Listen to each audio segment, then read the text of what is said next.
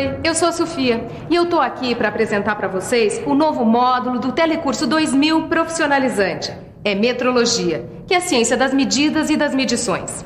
Nesse módulo você vai entender a importância das medidas para a mecânica. E aqui no meu laboratório eu vou ter a ajuda do Caio, que é o estagiário que vocês já conhecem. É isso aí. Vim fazer um estágio aqui com a Sofia, que é uma ótima técnica em metrologia. E a metrologia é muito importante para a mecânica, porque ela garante o processo de fabricação, cuida dos instrumentos e ela indica os métodos de medição. Nossa, Sofia, eu achei que isso aí fosse mais simples.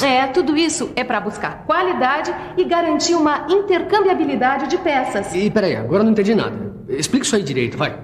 É o seguinte, imagina um carro importado rodando no Brasil e que de repente ele precise de um pistão novo. Se as medidas do pistão fabricado no Brasil não estiverem corretas, ou o pistão não entra no cilindro estrangeiro... Ou então fica folgado, prejudicando o bom funcionamento do motor, não é isso? Exatamente. A metrologia existe para garantir que o pistão fabricado aqui possa substituir o original e trabalhar perfeitamente ajustado ao cilindro produzido no país de origem.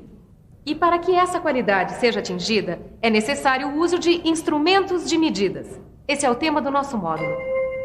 Na teleaula de hoje, você vai saber como se desenvolveu a necessidade de medir com maior exatidão e ainda vai ver como se deu o surgimento do sistema métrico. E se você também quer qualidade na medida exata, então fique ligado, porque a nossa primeira teleaula de metrologia já está começando. Vamos lá. Por favor, vocês poderiam medir o comprimento dessa caixa de fósforo usando o dedo polegar? Vai lá, garotão. Quanto dá? Deu mais que 2 polegares. Muito bem, o senhor agora. Não, deu 2 polegares. E agora vamos medir o comprimento daquele carro usando o palmo. Vamos lá? Vamos ver o que vai dar? Vai, garotão, você primeiro.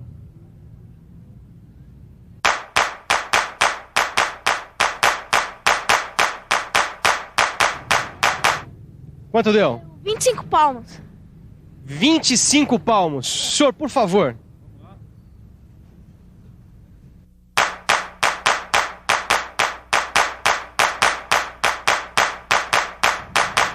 E aí, senhor, quanto deu? Deu 18 palmos. 18 palmos. Agora, para terminar, vamos medir aquela calçada ali com os pés. Vamos lá.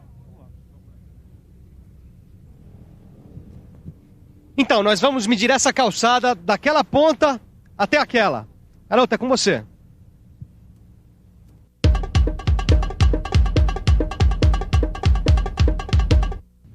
E aí, quanto deu?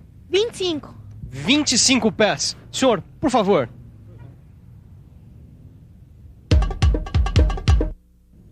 Quanto deu? Para mim, a largura da calçada deu 19 pés. 19 pés. Como você está vendo, medir desse jeito não é prático, nem tão pouco preciso. Só que era assim que o homem fazia até há bem pouco tempo atrás. Ele usava o próprio corpo humano como padrão. Foi assim que surgiram a polegada, o palmo, o pé, a jarda, a braça e o passo. Polegada, palmo, o nosso pé, jarda, essa é a braça e o passo. Tá aí. Gostei, Silvano. Olha só, Tito. Nesse livro aqui está escrito que nos séculos XV e XVI, os padrões mais usados na Inglaterra para medir o comprimento eram a polegada, o pé, a jarda e a milha. E o mais interessante é que alguns desses padrões são utilizados até hoje. Nós podemos encontrar aí os correspondentes deles em centímetros. Tô vendo aqui sim, ó. Uma polegada é igual a 2 centímetros, 54 centésimos de centímetro. Um pé é igual a 30 centímetros, 48 centésimos de centímetros. E uma jarda é igual a 91 centímetros, 44 centésimos de centímetros. Titão, olha aqui uma coisa.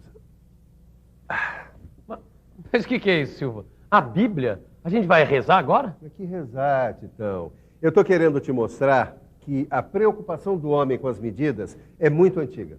Tão antiga que aqui na Bíblia nós vamos encontrar o primeiro registro de uma medida definida. Não, mas por que foi aparecer uma medida aí na Bíblia? por causa da construção da arca.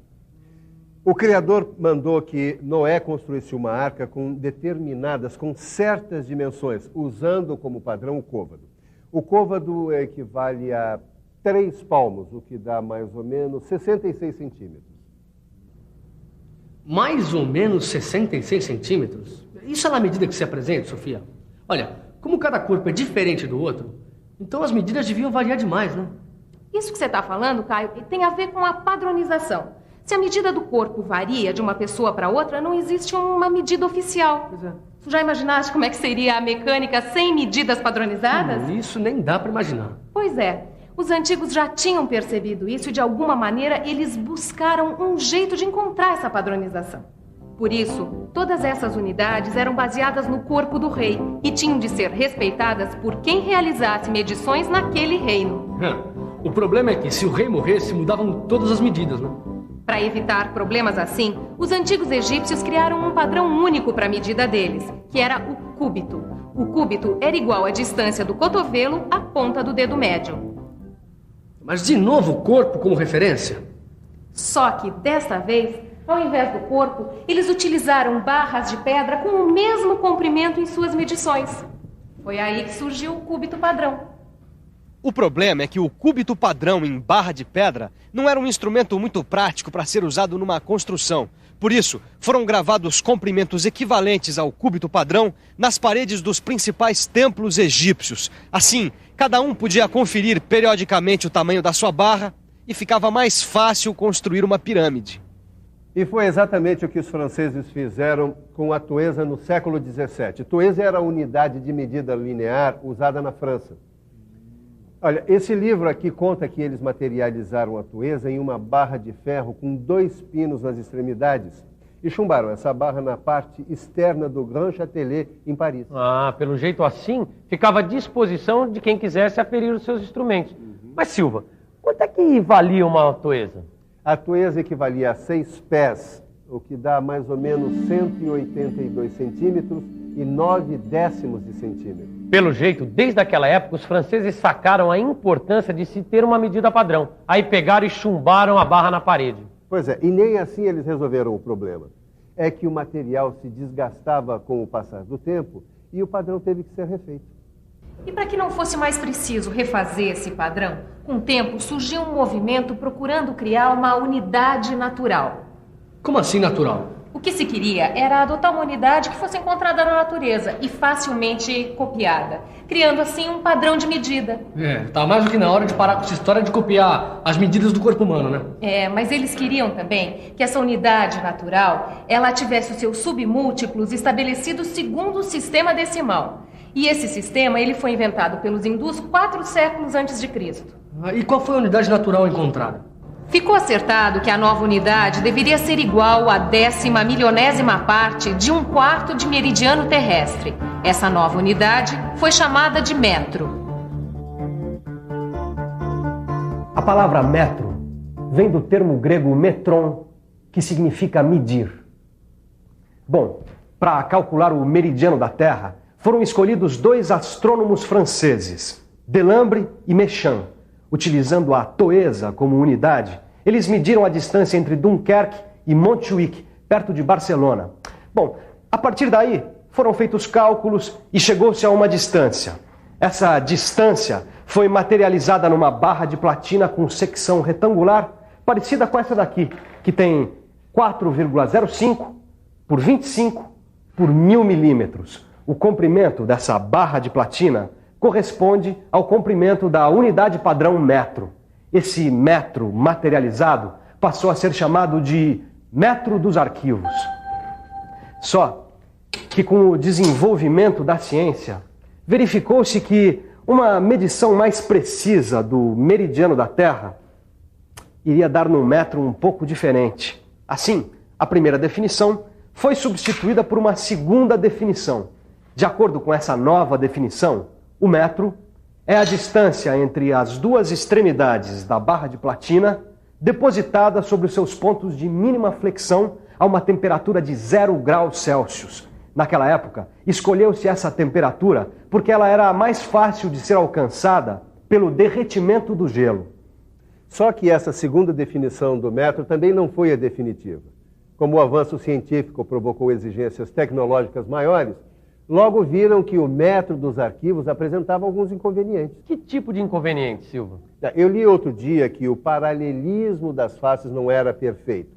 E, além disso, o material era relativamente mole, poderia se desgastar. E a barra também não era rígida o bastante. E aí, o que fizeram para resolver isso? Bom, para aperfeiçoar o sistema, eles fizeram um outro padrão que recebeu seção transversal em X para ter maior estabilidade. Uma adição de 10% de irídio para tornar seu material mais durável. E também 2 traços em seu plano neutro para tornar a medida mais perfeita. Olha aqui, Silva. Aqui tem a terceira definição de metro, que é de 1889.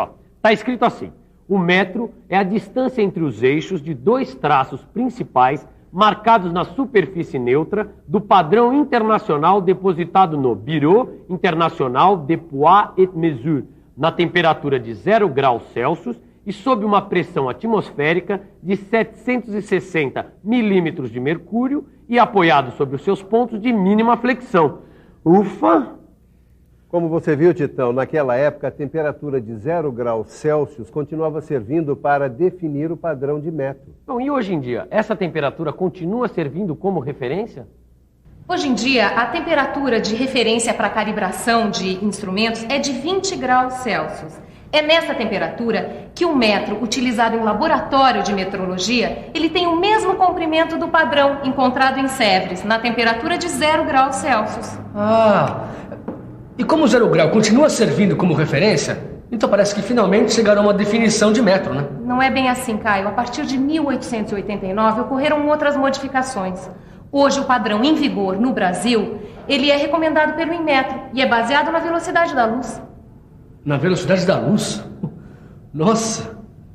Mas vem cá, o que é Inmetro, hein? Inmetro é o Instituto Nacional de Metrologia, Normalização e Qualidade Industrial. Ele é um órgão muito importante para a mecânica.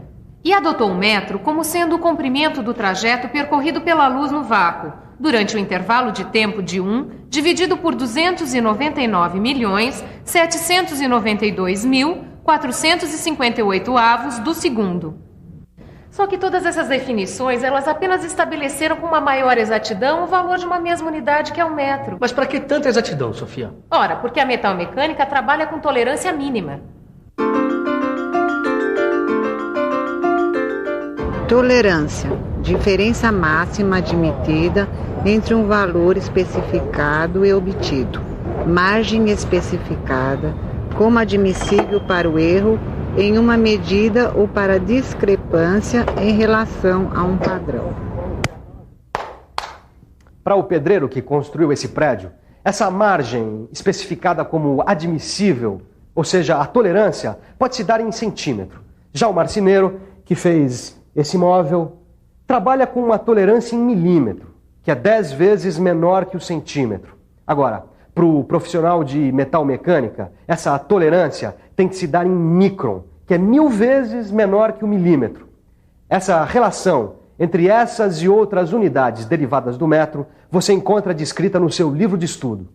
A correta medição em todo o processo de fabricação é fundamental para se conseguir qualidade.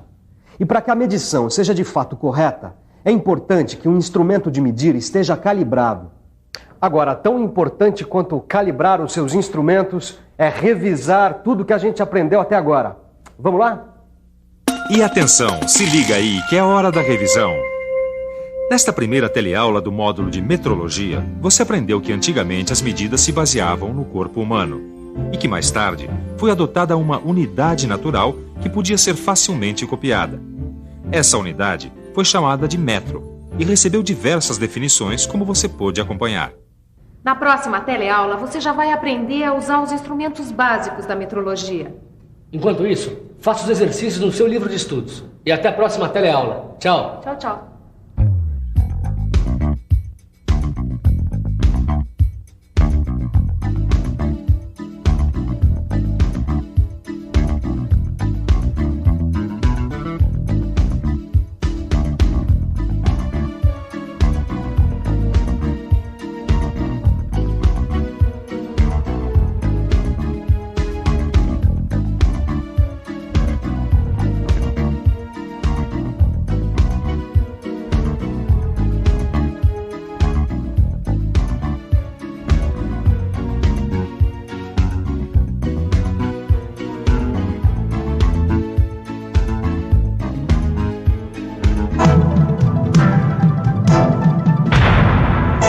Telecurso 2000, um programa de educação do Sistema Fiesp e da Fundação Roberto Marinho.